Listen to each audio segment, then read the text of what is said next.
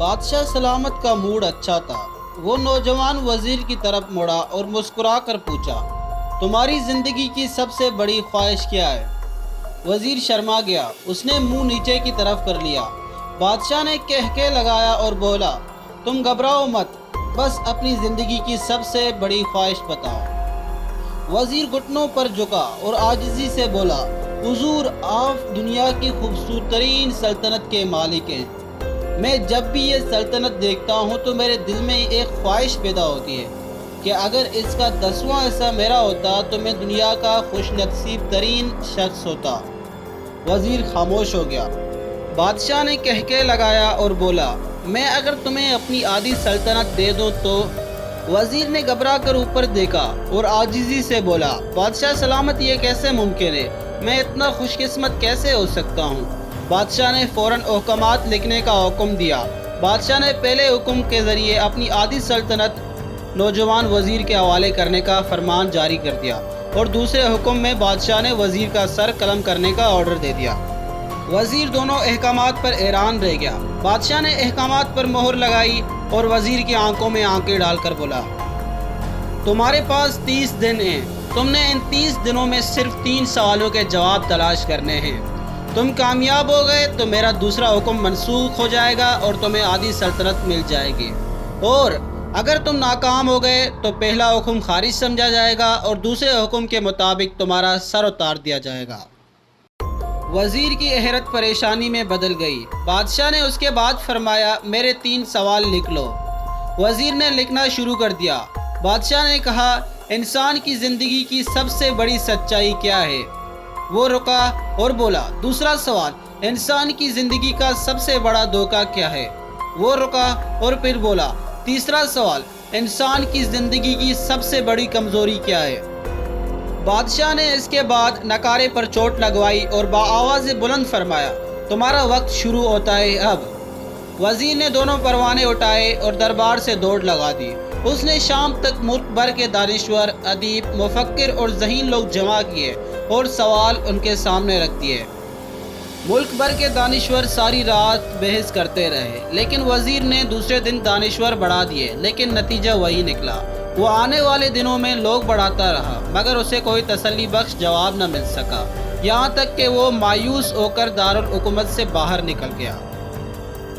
وہ سوال اٹھا کر پورے ملک میں پھرا، مگر اسے کوئی تسلی بخش جواب نہ مل سکا۔ وہ مارا مارا پھرتا رہا، شہر شہر، گاؤں گاؤں کی خاک چاندتا رہا۔ شاہی لباس پھٹ گیا، پگڑی ڈھیلی ہو کر گردن میں لٹک گئی، جوتے پھٹ گئے اور پاؤں میں چھالے پڑ گئے، یہاں تک کہ شرط کا آخری دن آ گیا۔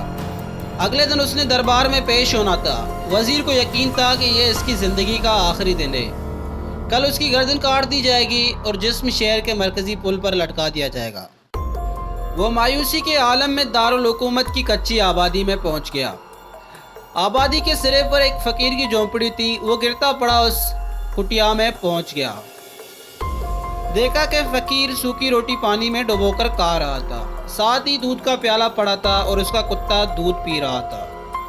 فقیر نے وزیر کی حالت دیکھی اور کہکے لگایا اور بولا، جناب عالی، آپ صحیح جگہ پہنچے ہیں۔ آپ کے تینوں سوالوں کے جواب میرے پاس ہیں۔ وزیر نے حیرت سے اس کی طرف دیکھا اور پوچھا، آپ نے کیسے اندازہ لگا لیا میں کون ہوں اور میرا مسئلہ کیا ہے؟ فقیر نے سوکھی روٹی کے ٹکڑے چابے میں رکھے، مسکرایا، اپنا بوریا اٹھایا اور وزیر سے کہا، یہ دیکھیے، آپ کو بات سمجھ آ جائے گی۔ وزیر نے جھک کر دیکھا، بوریے کے نیچے شاہی لباس بچھی تھی۔ یہ وہ لباس تھا جو بادشاہ اپنے قریب ترین وزراؤں کو عنایت کرتا تھا۔ فقیر نے کہا، جناب عالی، میں بھی اس سلطنت کا وزیر ہوتا تھا۔ میں نے بھی ایک بار آپ کی طرح بادشاہ سے شرط لگانے کی غلطی کر لی تھی، نتیجہ آپ خود دیکھ سکتے ہیں۔ فقیر نے اس کے بعد سوکھی روٹی کا ٹکڑا اٹھایا اور دوبارہ پانی میں ڈبو کر کھانے لگا۔ وزیر نے دکھی دل سے پوچھا، کیا آپ بھی جواب تلاش نہیں کر سکے تھے؟ فقیر نے کہکا لگایا اور جواب دیا، میرا کیس آپ سے مختلف تھا۔ میں نے جواب ڈھونڈ لیے تھے، میں نے جواب بادشاہ کو بھی بتا دیے تھے۔ آدھی سلطنت کا پروانہ پاڑا، بادشاہ کو سلام کیا اور اس کٹیا میں آ کر بیٹھ گیا۔ میں اور میرا کتا دونوں مطمئن زندگی گزار رہے ہیں۔ وزیر کی حیرت بڑھ گئی اور اس نے فقیر سے پوچھا، کیا آپ مجھے سوالوں کے جواب دے سکتے ہیں؟ فقیر نے ہاں میں گردن ہلا کر جواب دیا، میں پہلے 2 سوالوں کا جواب مفت دوں گا، لیکن تیسرے جواب کے لیے تمہیں قیمت ادا کرنی ہوگی۔ وزیر کے پاس شرط ماننے کے سوا کوئی آپشن نہیں تھا۔ اس نے فوراً ہاں میں گردن ہلا دی اور پھر فقیر بولا، دنیا کی سب سے بڑی سچائی موت ہے۔ انسان کوئی بھی ہو، کچھ بھی ہو، وہ اس سچائی سے نہیں بچ سکتا۔ وہ رکا اور پھر بولا، انسان کی زندگی کا سب سے بڑا دھوکہ زندگی ہے۔ ہم میں سے ہر شخص زندگی کو دائمی سمجھ کر اس کے دھوکے میں آ جاتا ہے۔ فقیر کے دونوں جواب ناقابل دید تھے۔ وزیر سرشار ہو گیا اور اس نے اب تیسرے جواب کے لیے فقیر سے شرط پوچھی۔ فقیر نے کہکے لگایا، کتے کے سامنے سے دودھ کا پیالہ اٹھایا، وزیر کے ہاتھ میں دیا اور کہا، میں آپ کو تیسرے سوال کا جواب اس وقت تک نہیں دوں گا جب تک آپ یہ دودھ نہیں پیتے۔ وزیر کے ماتھے پر پسینہ آ گیا۔ اس نے نفرت سے پیالہ زمین پر رکھ دیا۔ وہ کسی قیمت پر کتے کا جھوٹا دودھ نہیں پینا چاہتا تھا۔ فقیر نے کندھے اچکائے اور کہا، تمہارے پاس اب دوسرا راستہ نہیں ہے۔ تم انکار کر دو اور شاہی جلاد کل تمہارا سر اتار دے، یا پھر تم یہ دودھ پی لو اور تمہاری جان بھی بچ جائے گی اور تم آدھی سلطنت کے مالک بھی بن جاؤ گے۔ فیصلہ بہرحال تم نے کرنا ہے۔ وزیر مشکل میں پھنس گیا۔ ایک طرف زندگی اور آدھی سلطنت تھی اور دوسری طرف کتے کا جھوٹا دودھ تھا۔ وہ سوچتا رہا یہاں تک کہ جان اور مال جیت گیا اور سیلف ریسپیکٹ ہار گیا۔ وزیر نے پیالہ اٹھایا اور ایک ہی سانس میں دودھ پی گیا۔ فقیر نے کہکے لگایا اور بولا، میرے بچے، انسان کی سب سے بڑی کمزوری غرض ہوتی ہے۔ یہ اسے کتے کا جھوٹا دودھ تک پینے پر مجبور کرتی ہے۔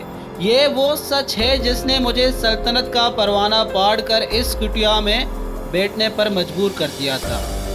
میں جان گیا تھا میں جوں زندگی کے دھوکے میں آؤں گا، میں موت کی سچائی کو فراموش کرتا جاؤں گا، اور میں موت کو جتنا فراموش کرتا جاؤں گا میں اتنا ہی غرض کی دلدل میں دھنستا جاؤں گا، اور مجھے روز اس دلدل میں سانس لینے کے لیے غرض کا غلیظ دودھ پینا پڑے گا۔ لہٰذا میرا مشورہ ہے، زندگی کی ان 3 حقیقتوں کو جان لو، تمہاری زندگی اچھی گزرے گی۔ وزیر شرمندگی اور خود پرستی کا تحفہ لے کر فقیر کی کٹیا سے نکلا اور محل کی طرف چل پڑا۔ وہ جوں محل کے قریب پہنچ رہا تھا، اس کے احساس شرمندگی میں اضافہ ہو رہا تھا۔